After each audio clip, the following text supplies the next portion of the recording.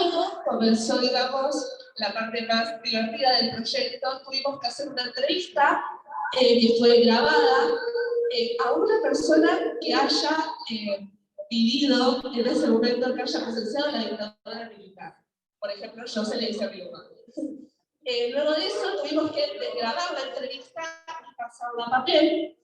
Y cuando terminamos eso, fuimos hacia la experiencia del Mozo de Quilmes, un día en micro, todos los compañeros juntos, donde pudimos realizar otras entrevistas, preguntas, lo visitamos y nos explicamos cómo se desarrollaba todo ahí en ese momento. Luego, los profesores nos dieron una serie de preguntas, modelos, sobre las cuales tuvimos que desarrollar una monografía, integrando las citas que le hicimos a cada entrevistado, y sobre todo los textos que habíamos leído y sobre nuestra opinión. Creo que lo más importante del trabajo fue... Un segundito, porque se escucha muy mal con esto que dice. Entonces, lo que podemos hacer, si apagamos el micrófono y hablamos directamente con el celular, te va a escuchar perfecto. ¿Sí? Pues está un poquito cortado. Ahí está. Lo que hacemos así. Luego, habla más fuerte. Para que nos escuchen acá, con silencio, y ¿te hace más fuerte? Sí, sí, sí. A ver si quiere escuchar. A ver. A ver si Estela nos escucha mejor ahora. Bueno, como venía diciendo, creo que lo más importante de este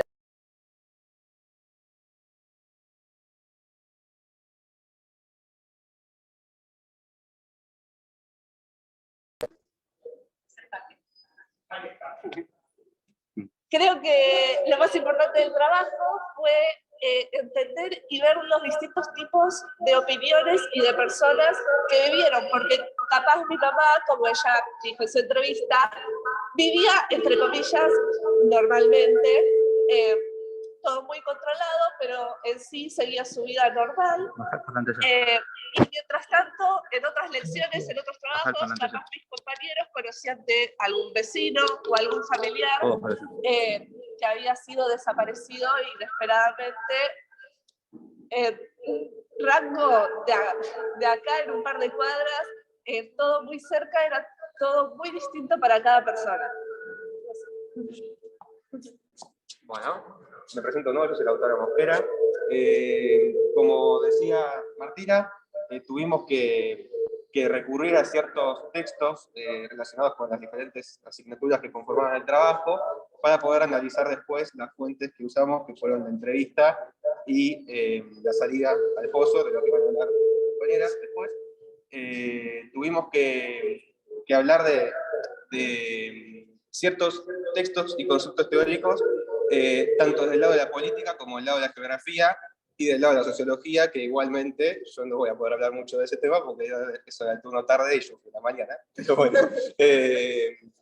En cuanto, tuvimos que revisar bien a fondo los conceptos de golpe de Estado, de terrorismo de Estado, de dictadura, entender cómo funcionaba en un marco más político e institucional lo que fue el gobierno militar, cómo funcionaba internamente, cómo fueron los años posteriores a la dictadura, cómo fue la transición de la dictadura a la democracia y esos primeros años de democracia, cómo fue la sociedad argentina post-dictadura y cómo evolucionó desde la sociedad pre-dictadura, las diferencias que había. Estudiamos también el surgimiento de resistencias o del movimiento de los derechos humanos, como ejemplo de esto, las Madres de Plaza de Mayo, y cómo eso sirvió para la posterior deslegitimidad del gobierno militar y la transición a la democracia. También desde el lado de la geografía pudimos estudiar cómo todo el sistema y la planificación de la violencia que llevaba la dictadura se territorializaba en los espacios, cómo estudiamos lo que se dice espacios de violencia-miedo, cómo el desarrollo también de lo que se llama topofobia, que es el miedo a una persona a un cierto espacio, por tener el recuerdo de haber sufrido una situación de violencia o miedo en ese lugar.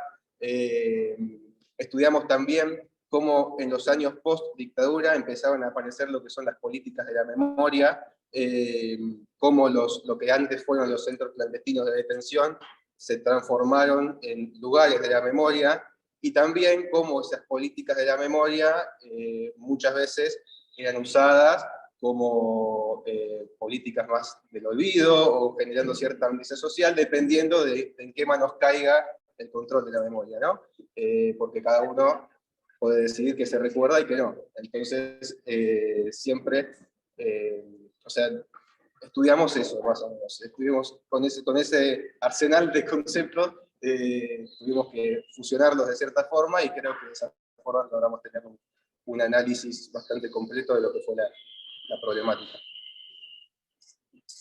Bueno, me presento, soy de María Ornella. Como decía Lauti, ¿no? La salida al pozo de Quilmes en realidad lo que hizo fue complementar todo lo que veníamos leyendo a lo largo del año, todo lo que veníamos estudiando, este proceso, pero lo que también aportó la salida en sí fue una parte como conexión, por así decirlo, desde un ámbito más emocional, o el hecho de sentir, incluso en el lugar, exactamente lo que sintieron esas personas, porque no solo podías observar la estructura en malas condiciones, sino que también podías percibir el frío, te generaba una sensación de angustia que como que hacía que nosotros nos introduzcamos más en lo que era el análisis de texto, y no quedamos solamente en lo teórico. Por eso lo importante siempre es llevarlo a la experiencia, ¿no? Poder complementarlo y de alguna forma hacer un análisis más profundo. Para mí la salida es algo fundamental desde el análisis de textos, y como que te genera eso de poder conectar con las personas en sí que lo padecieron, de poder sentir exactamente la importancia del suceso que ocurrió en ese momento, y que es algo que no se tiene que olvidar. Es algo que tiene que seguir como política de memoria, institucionalizada en ese lugar, ¿no? Porque no es algo ajeno a nosotros, sino que es algo que forma parte de nuestra historia en sí, ¿no? Porque ocurre en nuestro país y nos ocurrió a personas muy allegadas o personas muy cercanas a nosotros. Así que nada, si en algún momento se puede volver a hacer esto de visitar el pozo de Quilmes, ahora claramente no por cuestión de pandemia, pero creo que es fundamental que se pueda seguir realizando este proyecto.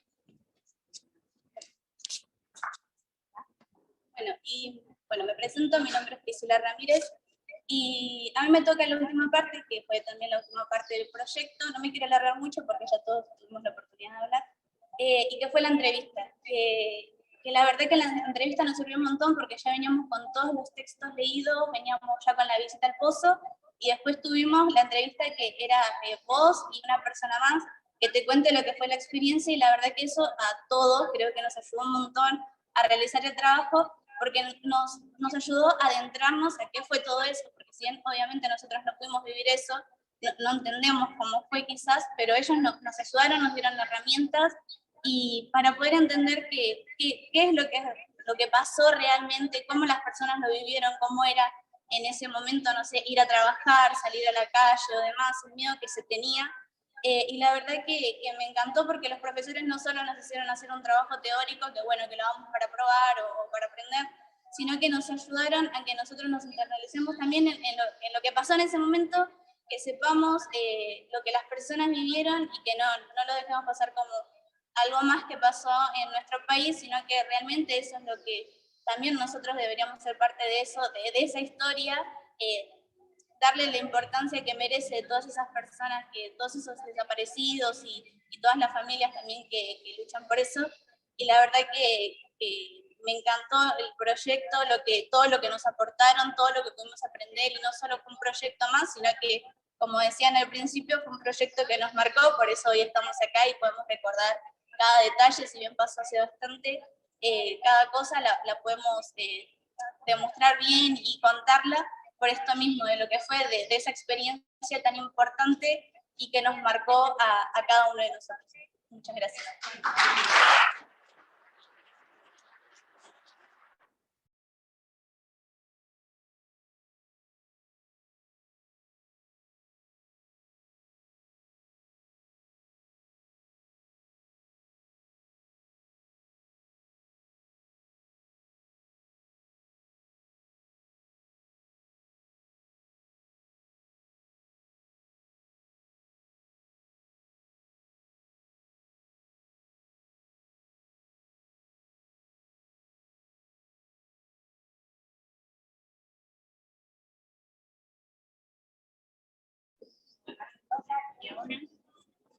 Ya puedes hablar. ¿Quieres hablar? Bueno, ahora, ¿ya está? Ahora vamos a dar comienzo entonces a las preguntas, Estefanía, ¿sí? Bueno, a ver, Estela, te van a hacer preguntas los chicos, ¿puede ser? Muy bien, cómo no, con mucho gusto. Ay, bueno, sí.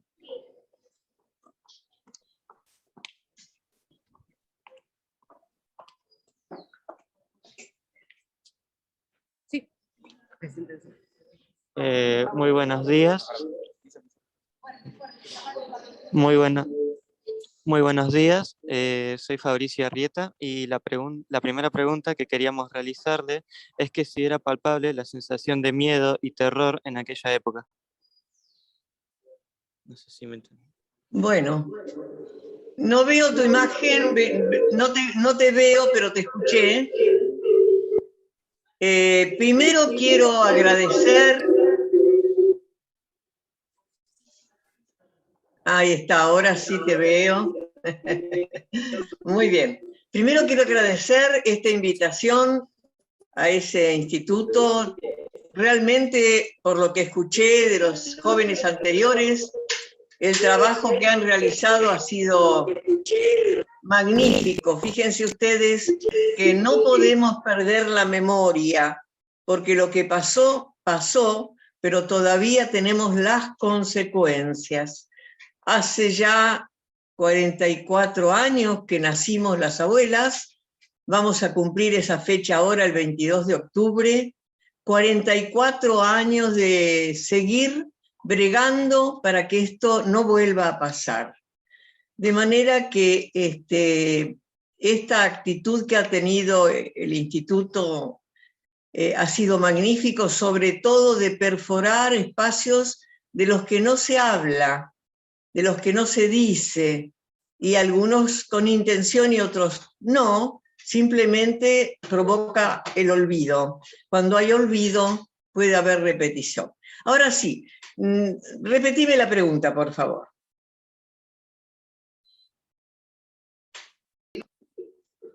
¿Me podés repetir la pregunta? Sí, por supuesto. Pero... La primera pregunta que quería realizarle es que si era palpable la sensación de miedo y terror en aquella época. Lógicamente, el terror hundió en todo el país, porque este terrorismo de Estado se impuso en todo el territorio de la Argentina y también en toda Latinoamérica. Lógicamente fue bien preparado en cuanto a los uniformados, ya que ellos son los responsables y por eso se los ha juzgado y condenado y aún todavía falta. Había miedo porque sabíamos que el riesgo de tener un pensamiento que molestaba a esa dictadura cívico-militar provocaba el secuestro.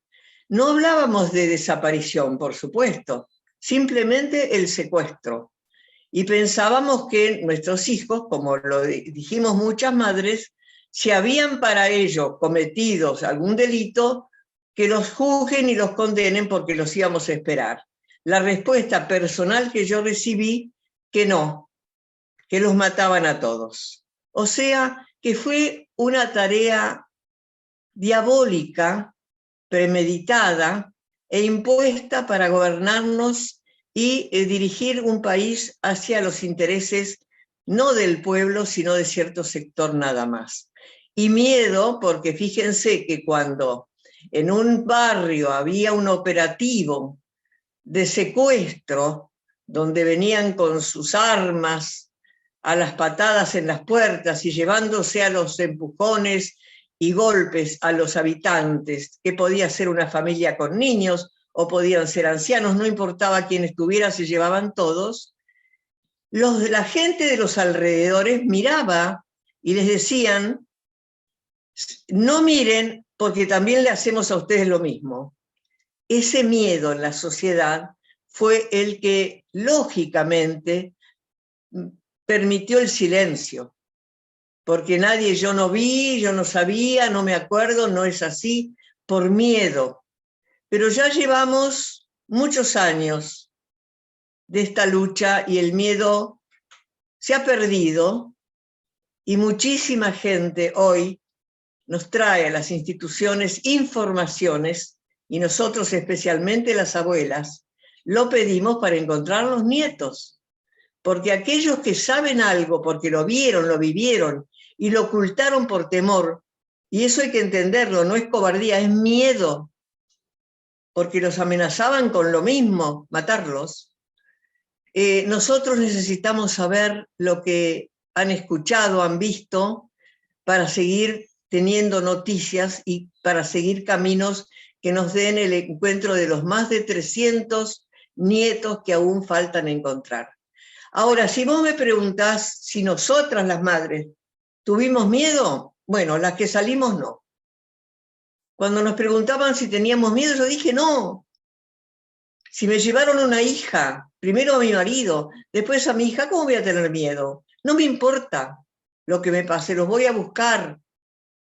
Y bueno, felizmente no me ocurrió nada, es decir, me quisieron matar en plena democracia en el año 2002, en esta casa desde la que estoy hablando, donde en horas de la madrugada, bueno, ametrallaron toda la casa y Dios no quiso que esta mujer se muera, porque bueno, qué suerte poder seguir desde el amor, y acá no hay odio, ni venganza, ni revancha, acá hay amor. Y todo lo que hacemos es con respeto y seguridad a quien tenemos que acusar. Nunca se nos ocurriría ofender ni acusar a quien no debemos. Así que el miedo en nosotras no existió.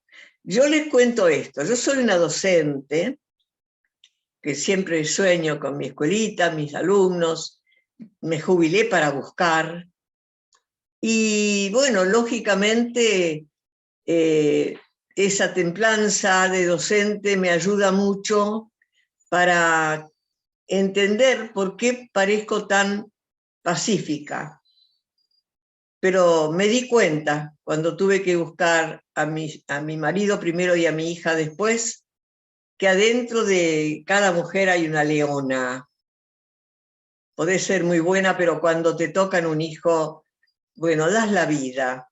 O sea que creo que eso es lo que nos mantiene hasta hoy, con la seguridad de que todo lo que decimos es verdad, que no agregamos ni quitamos nada a la historia. Por eso insisto en felicitarlos al instituto y a ustedes, los alumnos, porque de ustedes depende el no olvido.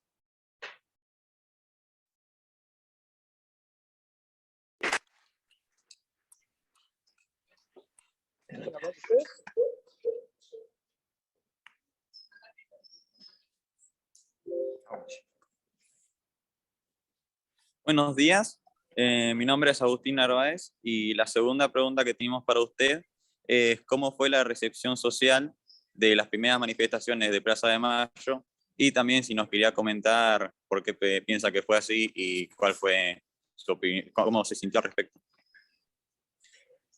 Bueno, por supuesto, estos 44 años de lucha ha llevado todo un cambio progresivo a nuestra forma de hacer, pensar, movernos, tal es así que ahora somos instituciones dignas de ser consultadas por las experiencias que hemos vivido, pero cuando empezamos no sabíamos qué hacer, nos equivocamos en muchas cosas, pero lo más maravilloso que hicimos fue juntarnos. Cuando yo estaba sola, otra abuela, otra madre, me dijo, no estés sola porque hay otras personas, mujeres como vos, que están saliendo a la luz reclamando. Y entonces, por supuesto, me adherí a ese primer grupo en unos pocos meses en que empezó a formarse de abuelas, con esta doble dolor de madre y abuela, y desde entonces estamos juntas, somos hermanas en todo esto. Ahora, Cuando me llevaron a la Plaza de Mayo por primera vez, que ya había las pioneras dando vueltas con el pañuelo como un símbolo de búsqueda de un ser querido, en silencio, la ronda nace porque había estado de sitio. Y en el estado de sitio no se puede haber más de 3 personas juntas conversando, porque eso era peligroso para quienes imponían esa situación irregular.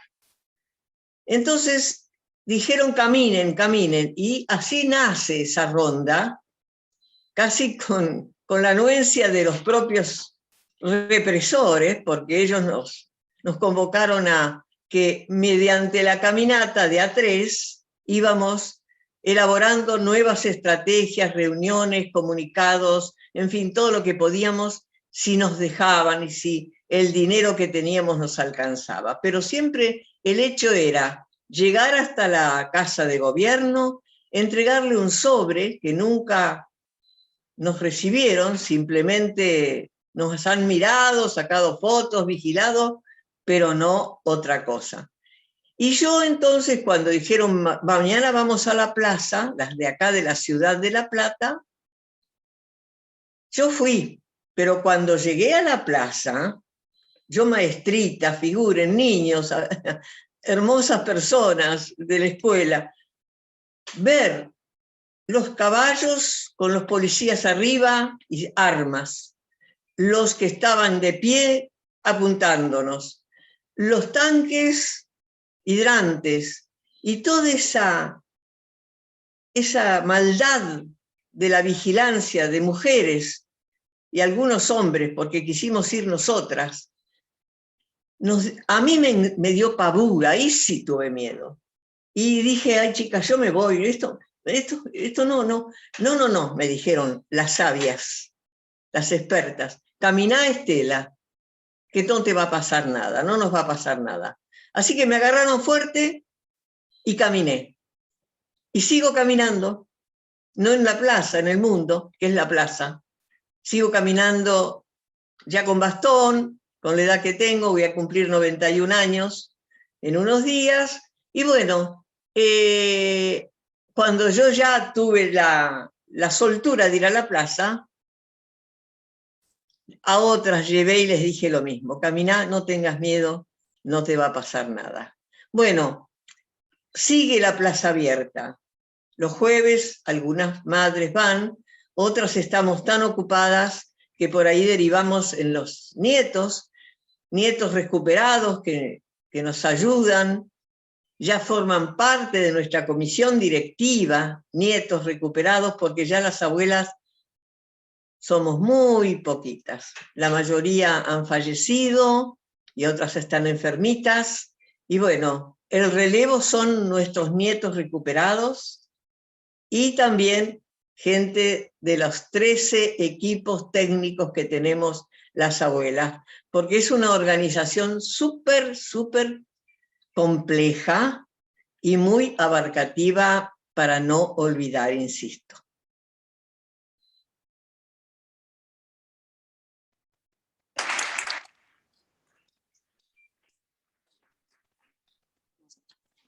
¿Nos escucha ahí? ¿A ella? ¿Sí? Sí. Bueno, muchas gracias, te agradecen los chicos. Y... Muchas gracias. Y vamos a pasar al otro curso porque tenemos un montón de preguntas, así que las fuimos acoplando para que entren todas en el tiempo que disponemos. Así que gracias y pasan las chicas de quinto A. Siéntate.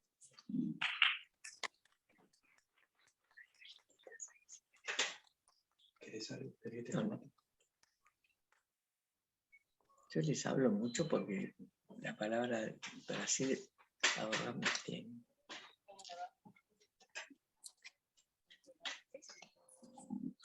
Bueno, hola Estela, ¿cómo le va? Queríamos presentarnos, yo soy Lourdes Jiménez, Laila del Pino y Juliana Salazar, somos de quinto A. Nosotros estuvimos trabajando en geografía. Nosotros en geografía estuvimos trabajando con el concepto de seguridad y soberanía alimentaria, así que mi pregunta es si le parece conveniente seguir con el proyecto de tarjeta alimentar ¿Y qué proyecto sería conveniente, según su criterio, llevar adelante para garantizar la soberanía alimentaria de la población? Bueno, voy a explicar como ciudadana, porque no es mi tema. Son temas muy difíciles por la pobreza tremenda que está sufriendo nuestro país. Lógicamente, como consecuencia del despilfarro y la mala gestión que se ha hecho desde el gobierno anterior, sobre todo, y esto no es una crítica política partidaria, sino una crítica ciudadana. La deuda externa, ustedes saben que es una deuda impagable, pero que hay que pagarla, hay gente que protesta, pero no podemos quedar desvinculados del mundo como rebeldes y con todas las consecuencias que trae eso y que sabemos que existen, o sea, no seamos ingenuos, es fácil decir no hay que pagar, pero hay que analizar por qué sí, de la manera como se pueda. Tenemos mucha esperanza en las acciones sociales y sobre todo para la gente más desposeída de nuestro país, del gobierno. También están haciendo lo que se puede. Un gobierno que inicia su gestión, y esto no es partidario político, sino una gestión, que gana una elección y comienza una pandemia tremenda como la que estamos viviendo y felizmente saliendo, gracias a la actitud del gobierno y de mucha gente buena de la sociedad, nosotros también agregamos la deuda externa a esa situación, la pobreza.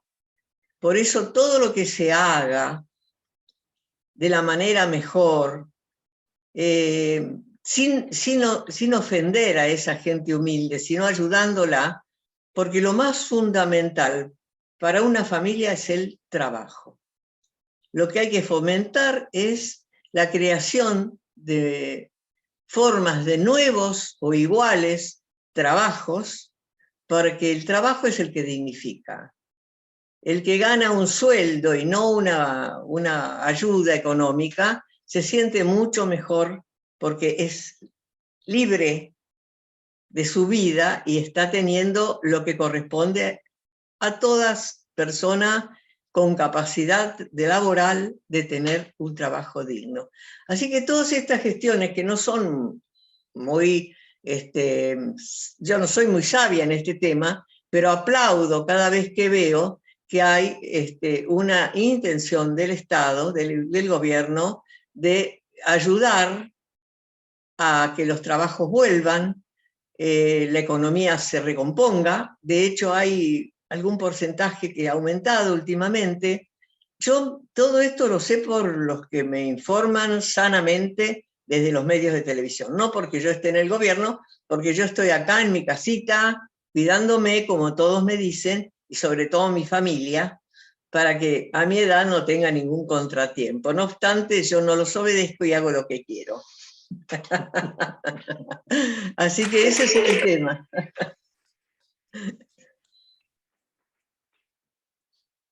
Bueno, primero que nada, lo mismo, agradecerle por su presencia.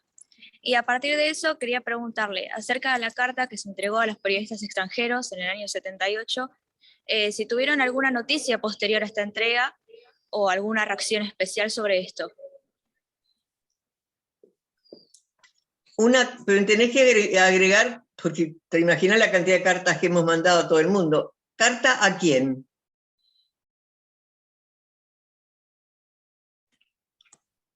Esta fue entregada especialmente en medio del contexto del Mundial realizado en Argentina. En una de las primeras manifestaciones que se estaban haciendo en Plaza de Mayo, ustedes entregaron una carta acerca de la situación pidiendo que por favor se las escuche. No, pero si estábamos, en dictadura... Yo creo que fue a los medios extranjeros que estaban haciendo las notas.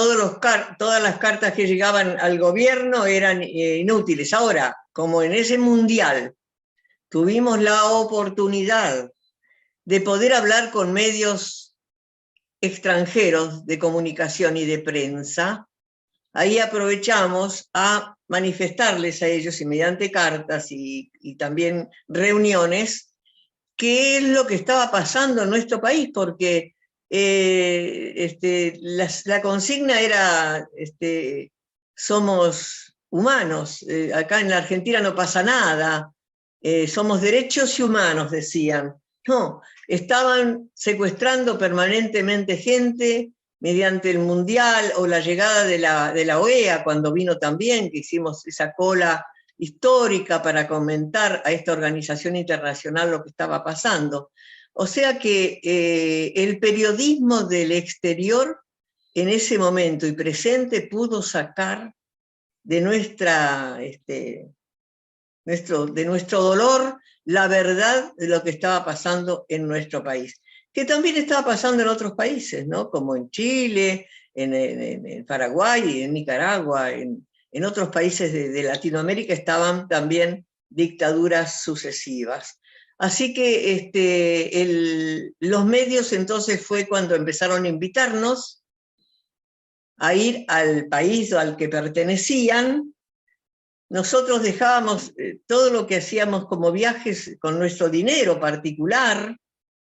Yo me acuerdo que cobraba la jubilación y iba a parar directamente o a un pasaje o a una estadía. Nos íbamos a los países donde esos periodistas habían estado conversando con nosotros, hacíamos conferencias, y de ahí muchísimas reuniones, y nos recibían los exiliados. Dormíamos a veces en el suelo con colchones para poder estar sin un gasto de un hotel carísimo, por supuesto.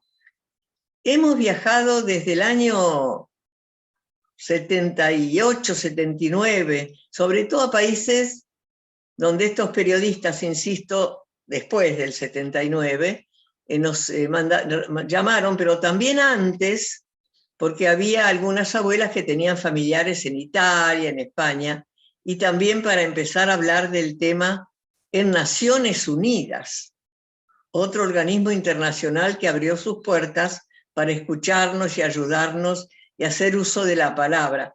Es muy larga la historia, el camino nuestro, por eso yo, para dar una respuesta, tengo que decirles todo completo. Hemos hecho y después creado situaciones muy novedosas, propias de nuestra forma de pensar y combinar entre todas nosotras qué más hacer. Siempre es qué más. Aún hoy todavía es qué más.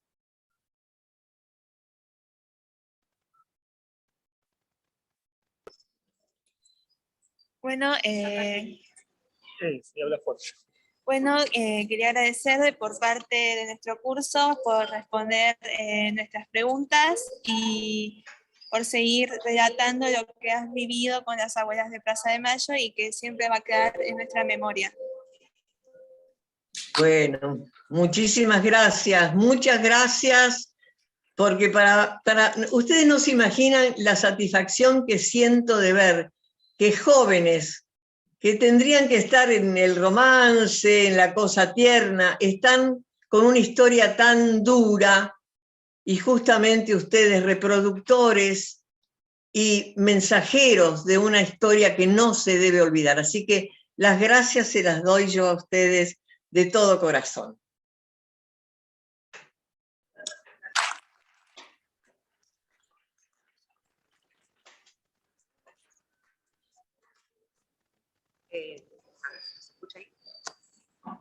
Bueno, Estela, no sé si nos escuchás. Nos quedan muy poquitas preguntas, cosa de no sacarte tanto más tiempo, pero queríamos como que los chicos tuviesen este momento también para hablar con vos. Así que los dejamos y nada.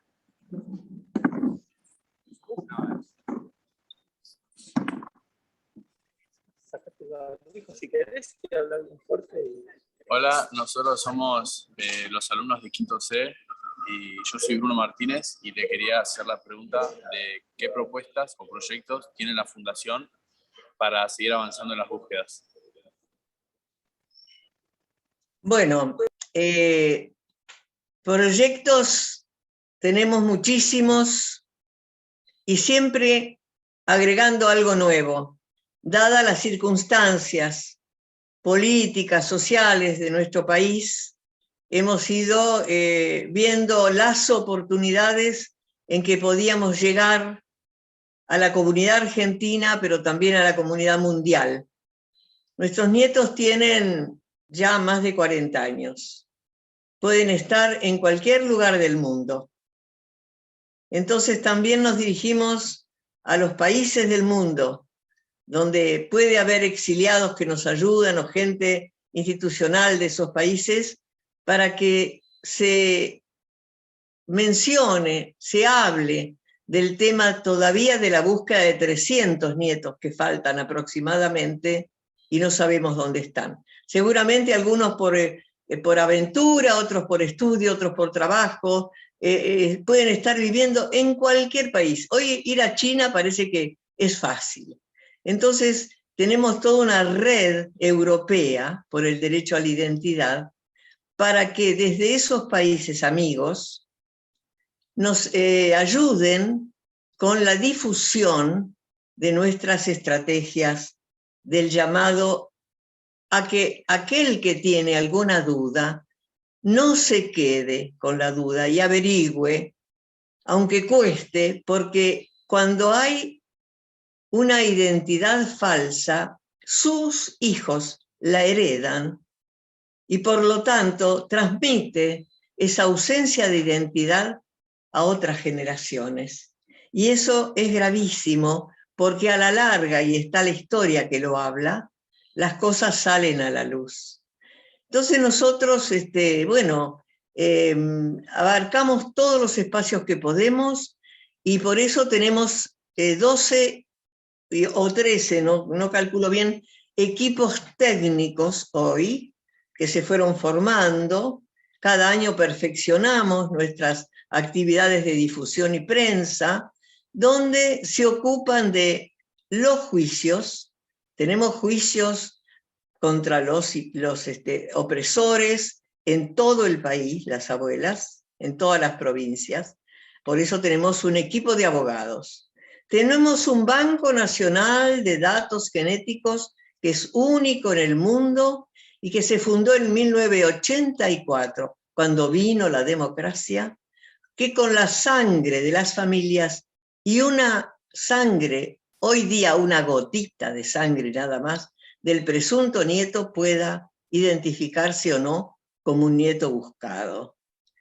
Creamos también lo que es la psicología, el equipo de psicólogos para atender durante y después, no solo al encontrado o encontrada, sino también a la familia, a las familias que los van a recibir. Son todas emociones enormes.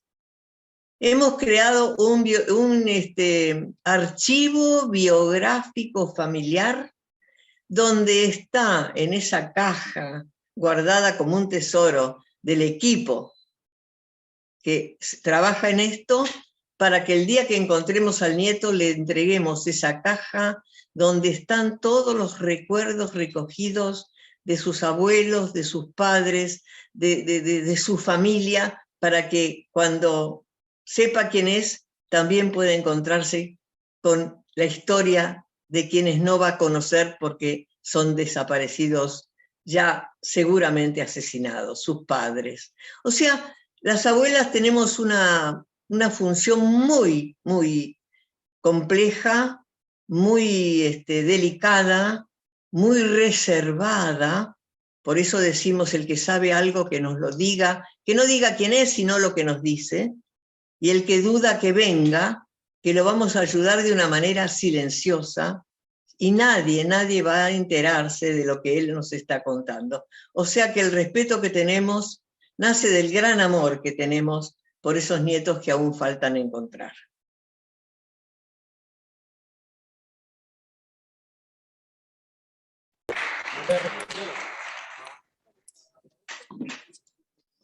Bueno, muchísimas gracias.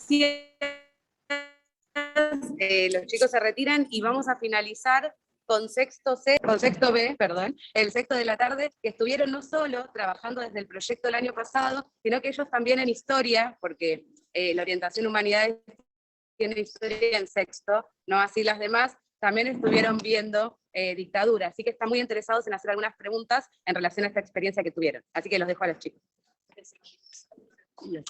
Hola Estela, ¿cómo estás? Nosotros Hola. tenemos una pregunta para hacerte. Sí. ¿Qué significó la recuperación del primer nieto para el colectivo de madres y abuelas y para vos particularmente? Bueno, cada nieto para nosotros es un premio Nobel. Yo creo que si nos dicen premio Nobel un nieto, por supuesto, encontrar un nieto. Es el nieto de todas, es el nieto de una abuela, de una familia, pero también del resto, porque lo buscamos entre todas, lo queremos entre todas. No hay prioridades, buscar primero este nieto o el otro. No, todos hay que encontrar. Los primeros nietos que encontramos fueron los chicos que fueron secuestrados, ya nacidos, con su familia. ¿Por qué? Porque estos nietos tenían una identidad previa en el momento de desaparecer junto con sus padres. Entonces, hacíamos carteles que pegábamos por todas las ciudades que podíamos, donde poníamos las caritas de los que habían sido secuestrados con 1, 2, 3, 4 años de edad, y esas caritas eran reconocidas por algunas personas que nos decían, este chico yo sé dónde está, y nos venían y nos decían el domicilio al que íbamos, y encontrábamos esa criatura generalmente apropiada por alguien que lo maltrataba, lo tenía de sirviente, en fin, cosas muy penosas, y en otros casos no, con apropiadores militares que mentían, y había todavía una dictadura. Estamos hablando del año 77, 78, plena dictadura. Entonces, esa fotito permitió los primeros encuentros. ¿Cuáles fueron? 2 chiquitos, 2 hermanitos, que desaparecieron en Buenos Aires juntos con sus padres, de origen uruguayo. Los padres no sabíamos dónde estaban, ni menos los niños. La abuela del Uruguay venía permanentemente, el abuelo también, a nuestra institución para ver qué podíamos hacer. Y resulta que un día, en el año 79, llegó una información de Chile hacia Brasil a un organismo amigo, amiguísimo, de la Iglesia y del pueblo, Clamor se llamaba, porque ya no existe, donde le dicen que de esos 2 chiquitos están en Chile, que fueron adoptados por una familia ignorando el origen de los niños, porque los encontraron perdidos en una plaza de Chile. Inmediatamente nos contactamos con la abuela, ellos viajaron, se encontraron con sus nietos, una nena y un varón, y con los padres adoptivos que con un dolor enorme ignoraban que habían adoptado 2 chiquitos de esa dictadura, víctimas de esa dictadura. ¿Qué hicieron los abuelos?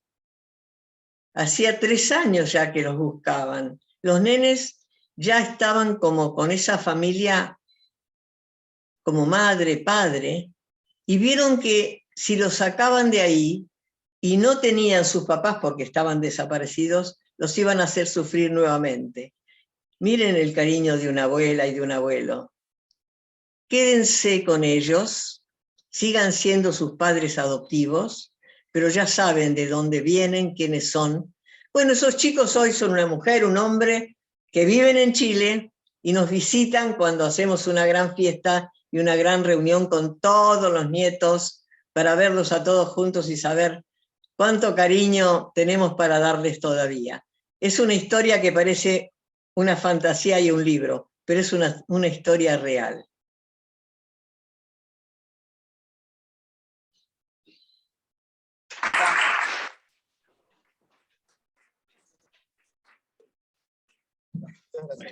Muy bien. Bueno, muchísimas gracias. Y ahora queríamos mostrarte, para ir cerrando con mis compañeros acá presentes, también muestra a los chicos, ¿no?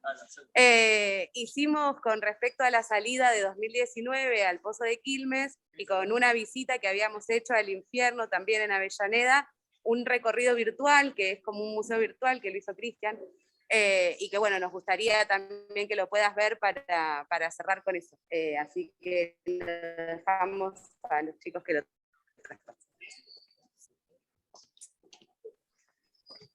No pasará.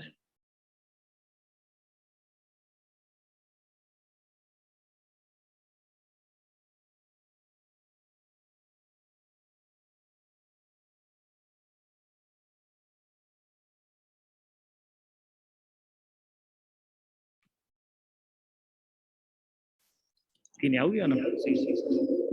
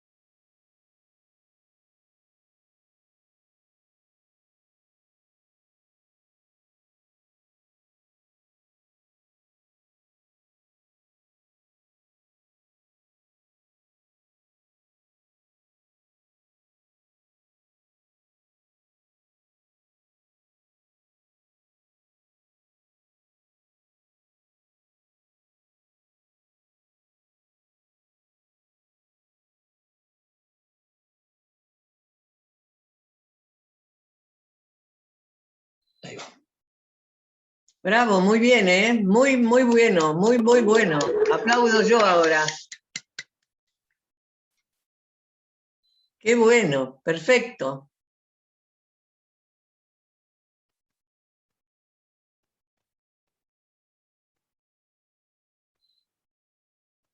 Esto no hay sonido.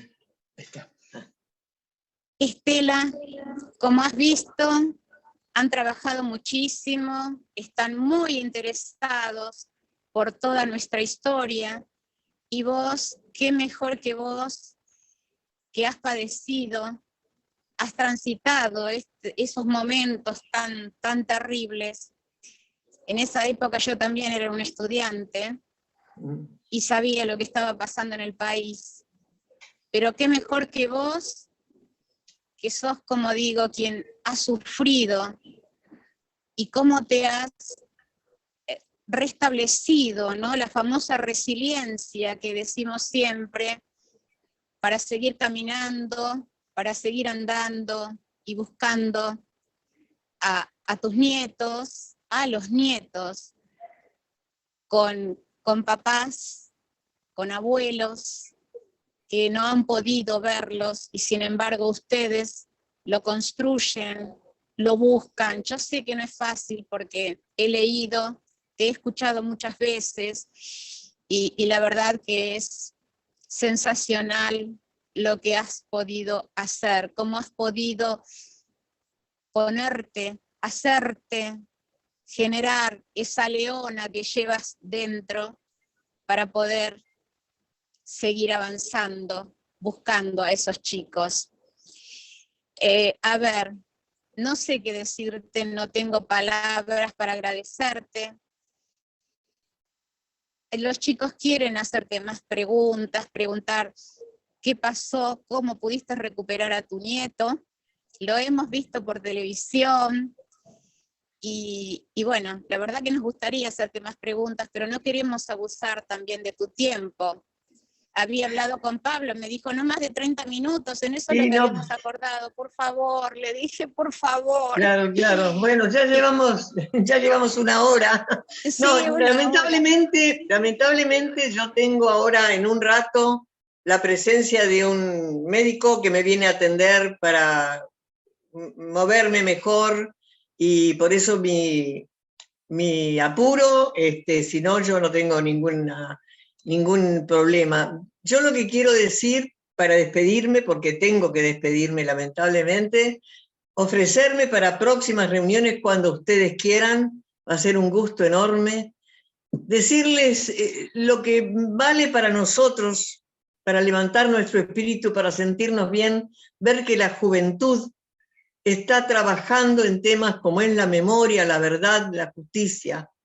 Todo esto hace que esto quede presente y analizado con esa frescura que tienen los jóvenes de hoy para manejarse en los encuentros. Eso que mostraron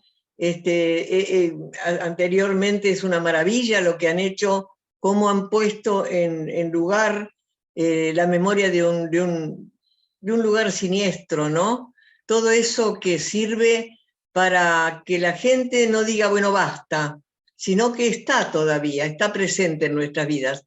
Yo los felicito a los profesores, al personal del establecimiento, del instituto, y a todos los alumnos que los veo ahí chiquititos, pero los abrazo de lejos, y les tengo que decir gracias y dejarlos por razones que ya expliqué, pero la verdad que me han alegrado la vida, me hacen más joven, con más ganas de seguir trabajando, siempre con el amor como el símbolo más importante de una lucha.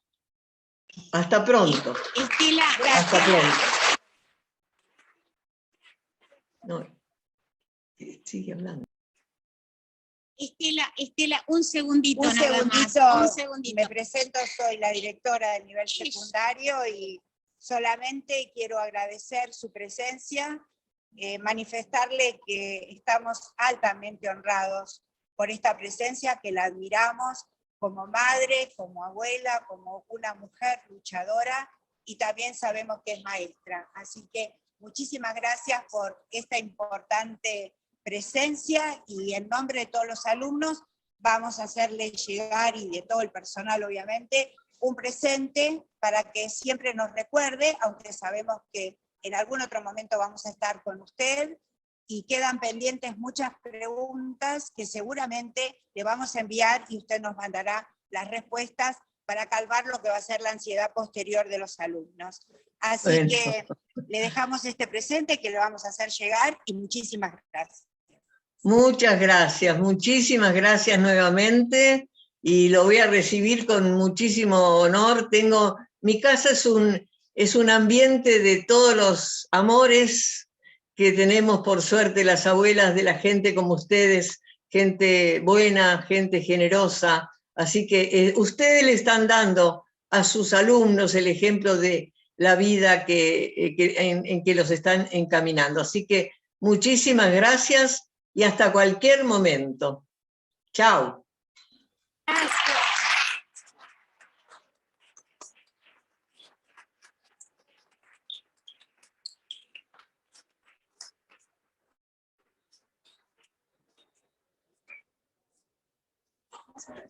Gracias.